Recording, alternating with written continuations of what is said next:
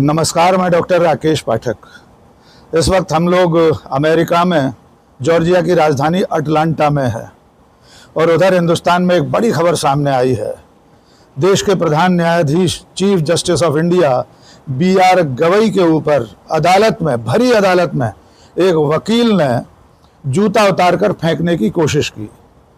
समय पर उनके सुरक्षाकर्मियों ने और बाकी वकीलों ने उसे रोक लिया, वरना उस वकील के हाथ से निकला हुआ जूता इस देश के इंसाफ के सबसे बड़े पायदान पर बैठे व्यक्ति के ऊपर पहुंचने वाला था। ये एक बहुत बड़ी घटना है। हम कोशिश करेंगे इसके कारणों की पड़ताल की। हमारे साथ इस वक्त अमेरिका में, यहाँ अटलांटा में, देश के दो जाने माने पत्रकार हैं। हमारे साथ हैं शीतल पी सिंह जी। शीतल जी, आपका स्वागत है। और हमारे साथ हैं राजकेश्वर सिंह जी। राजकेश्वर जी भी बहुत वरिष्ठ पत्रकार हैं। शीतल जी, सबसे पहले आपसे जानना चाहता हूँ, इस घटना के पीछे क्या कारण रहा होगा? जैसा कि उस वकील ने नारा लगाया, सनातन का अपमान नहीं सहेगा हिंदुस्तान, तो क्या लग रहा है कि CJI ने ऐसा कौन सा सनातन का अपमान कर दिया? देखिए, पिछले कुछ वर्षों से हमारे समाज में अलग तरह की उथल पुथल हो रही है जी, जिसमें हजारों साल की जो हमारी कुप्रथाएं हैं, और हमारे यहाँ सबसे बड़ी कुप्रथा जो है, जो दुनिया में उस तरह से कहीं नहीं है, जाति के नाम से है। उसमें हम मेहनत करने वाले बहुत सारे लोगों को अछूत, नीच, अधम और इस तरह की परिभाषाओं में, इस तरह के प्रतीकों में रखते हैं। हमने उन्हें बंटवारा कर दिया है। और जो लोग इस सब का शास्त्र बनाते हैं जी, जो ये इन सब चीज़ों की व्याख्या करते हैं, जो इसकी फिलॉसफी रचते हैं, उन लोगों ने अपने आप को ऊपर कर लिया और साधनों और हर चीज़ पर, शिक्षा, ज्ञान, सब पर नियंत्रण करके वो इस कुप्रथा को स्थापित रखने की कोशिश हमेशा करते रहते हैं। लेकिन चूंकि दुनिया में बहुत सारे बदलाव पिछले 300 सालों में हुए हैं और उन बदलावों की रोशनी सब जगह पहुंची, हमारे यहाँ भी पहुंची, फिर देश आज़ाद हुआ, फिर हमने जो संविधान बनाया उसमें इस तरह की चीज़ों को अफर्मेटिव एक्शन से दूर करने की कोशिश की गई, रिजर्वेशन हुआ, उससे एक मध्य वर्ग पैदा हुआ और ये सवाल बड़े हुए। और उसी की वजह है कि आज चीफ जस्टिस ऑफ इंडिया के पद पर एक सज्जन उस समाज से पहुंचे हैं जिसे हमने नीच, अधम, अछूत और पता नहीं क्या क्या बना रखा है। लेकिन हमारे समाज की दुर्भाग्यपूर्ण स्थिति यह है कि जिन्होंने इस तरह की धारणा के आधार पर अपने को श्रेष्ठ समझ लिया है और बाकी लोगों को वो अश्रेष्ठ समझते हैं, वो इस सब को नेचुरल समझते हैं, ये अपना अधिकार समझते हैं। और इससे ज़्यादा शर्मनाक क्या हो सकता है कि 78 साल बाद भी हम इस स्थिति में है कि एक वैज्ञानिक सवाल करना, एक सामान्य तौर पर एक मजाक सा करना, एक टिप्पणी कर देने पर प्रतिक्रिया इस तरह से हो रही कि देश भर में बहुत सारे इस तरह के कथित गर्व से भरे हुए मूर्ख लोग, मैं कहूँगा अपराधी लोग हैं, वो उनको इस अपराध का ज्ञान नहीं है। वो मानवता के विरुद्ध कितना विशैला विचार रखते हैं कि दूसरे मनुष्य को वो मनुष्य नहीं समझते, वो नीच समझते हैं। बिल्कुल सही। और उसकी प्रतिक्रिया इस तरह से करना चाहते हैं और इसको अधिकार बताते हैं। शीतल जी, सुप्रीम कोर्ट के बारे में सत्ता में बैठे एक सांसद ने, जो इस वक्त पार्टी सत्ता में है, उसने कुछ समय पहले एक CJI के लिए कहा था कि देश में जो गृह युद्ध चल रहे हैं, सिविल वॉर चल रहे हैं, उन्होंने तो घोषित कर दिया था कि सिविल वॉर चल रहे हैं, उसके लिए CJI जिम्मेदार है। उस वक्त कोई कार्रवाई उनके खिलाफ नहीं हुई, न कंटेम्प्ट का कोई मुकदमा चला, इस वक्त भी कोई कार्रवाई नहीं हुई। जहाँ तक अभी तक थोड़ी देर पहले तक मैंने जो देखा है, हो सकता है उसमें हो तो आप संशोधन कर लीजिएगा, इस देश के प्रधानमंत्री या गृह मंत्री की ओर से कोई बात ही नहीं आई। नहीं आई, बिल्कुल नहीं आई। इस समय सिर्फ कांग्रेस के नेता राहुल गांधी, सोनिया गांधी, मल्लिकार्जुन खड़गे, इन सब लोगों की प्रतिक्रिया आई है। लेकिन सर, प्रतिक्रिया दूसरी तरफ से दूसरी तरह की आई है। जो सोशल मीडिया पर ट्रोल्स हैं बीजेपी के, उसके पक्ष में राजनीति ने तो हमें निराश किया है, लेकिन हम समाज से प्रतिक्रिया चाहते हैं। बिल्कुल, समाज को इसमें खुल के आगे आना चाहिए और इस कुप्रथा को, हम जहाँ जिस देश में हैं वहाँ नस्लवाद को चुनौती दी गई और जो रंग भेद था उसको निपटाया गया। ये वो शहर है जहां मार्टिन लूथर किंग जहां जन्मे, हम लोग उनके स्मारक वगैरह पर गए थे, हमारे सोशल मीडिया वगैरह पर वो पोस्ट है। और यहाँ से जब हम इस घटना को वहां देखते हैं तो हमें शर्म आती है और आनी चाहिए। बिल्कुल, मनुष्य में इस तरह के आधारों पर विभेद करना, और वो विभेद यहाँ तक चला जाए और ये जूता फेंकने वाली जो बात होती है, ये भी उसी श्रेष्ठता के भाव से जन्मती है। जूता ही क्यों? बिल्कुल सही बात। अपमानित करना चाहते हैं आप। सही बात। और आपको शर्म नहीं आती? अभी एक दिन 2 दिन पहले ही वीडियो आया है उत्तर प्रदेश से, एक दलित आदमी को छोटी मोटी किसी अपराध बता के और आप पीट पीट के मार रहे हैं, वीडियो बना रहे हैं, मार डाला उसे। और ऐसी हजारों खबरें हर साल आती हैं। हम तो मतलब इतने शर्मिंदा होने लायक समाज हैं, लेकिन हमें कोई शर्म ही नहीं है। हम इस पर कथित गर्व करते हैं। हमारे मित्र हैं वरिष्ठ पत्रकार हेमंत अत्री, उन्होंने इस वक्त के इस दौर को शर्म निरपेक्ष कहा है। हेमंत जी हमारे साथ थे अभी तक वाशिंगटन तक, अब वे दूसरे शहर में निकल गए हैं। राजकिशोर जी हमारे साथ हैं। राजकिशोर जी का बहुत लंबा अनुभव है, करीब करीब 40 साल से पत्रकारिता में रहे हैं। राजकिशोर जी एक सांसद हैं बीजेपी के, निशिकांत दुबे।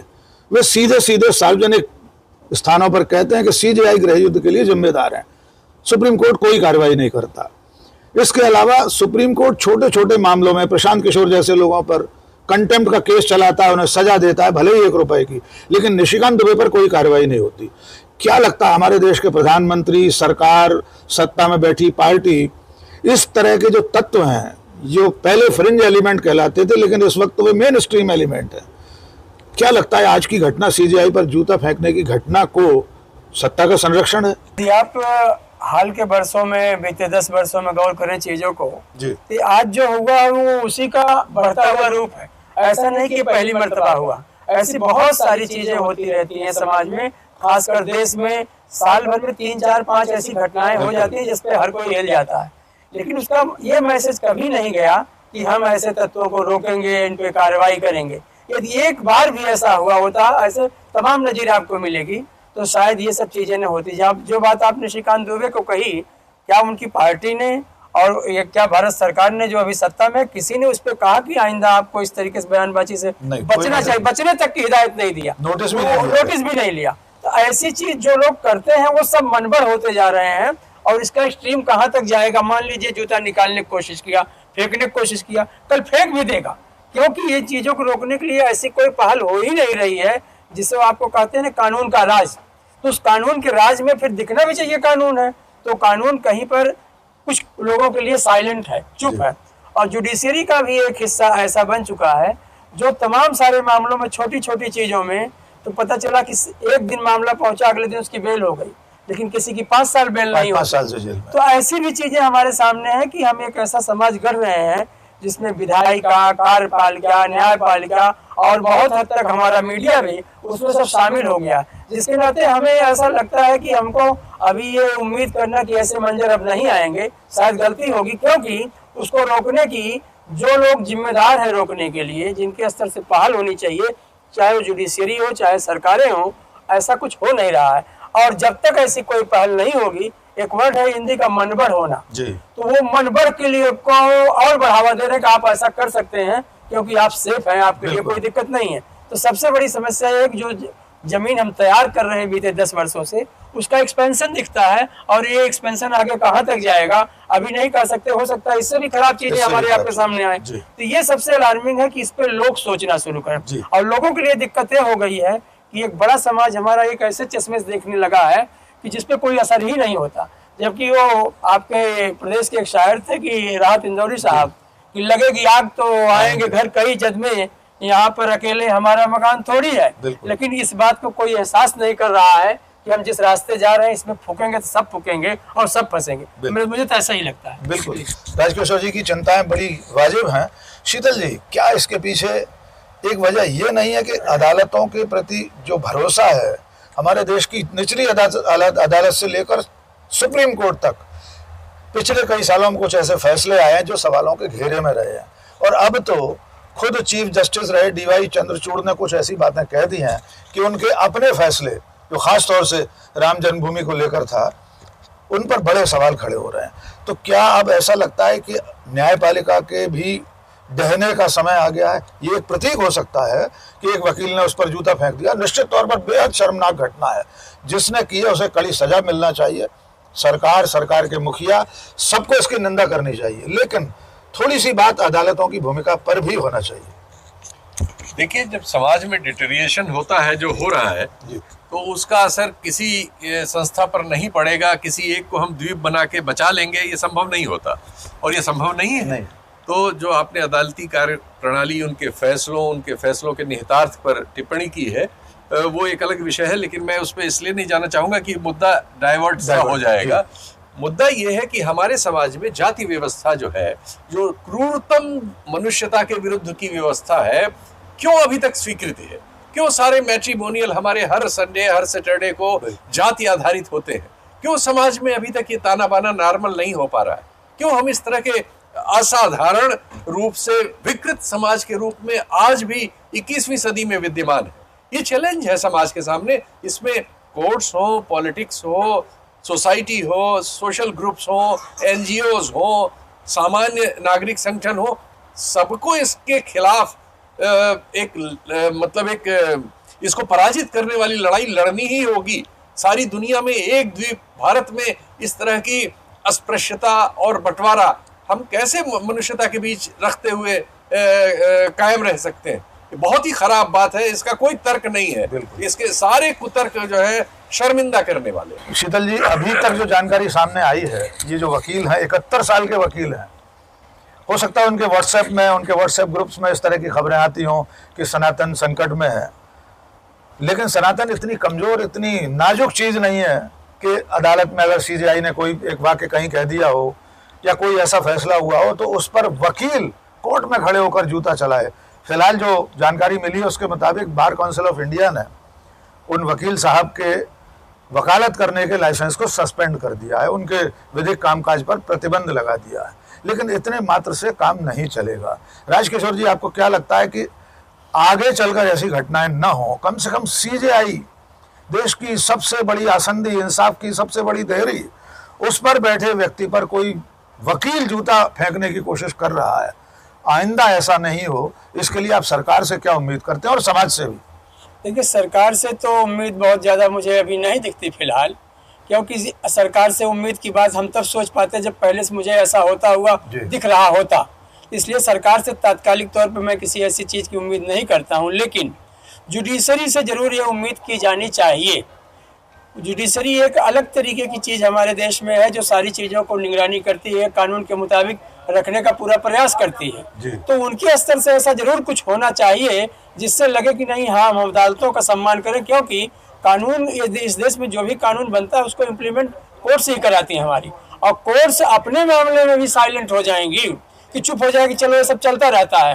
तो उससे एक भयानक और ज़्यादा विवश खतरे के लिए हम सोच सकते हैं कि ऐसा हो सकता है। आज भी राजकिशोर जी, सीजीआई की अदालत में इस घटना के बाद भी सीजीआई गवाही ने कहा कि हम पर ऐसी चीजों का कोई असर नहीं होता और कार्रवाई आगे चलती रही। इससे पहले भी जब निशिकांत दुबे ने कहा था, तब सीजीआई खन्ना की अदालत में एक पिटीशन लगी थी, उन्होंने भी कह दिया कि हमारी अदालत को और हमको इन सब चीजों से फर्क नहीं पड़ता।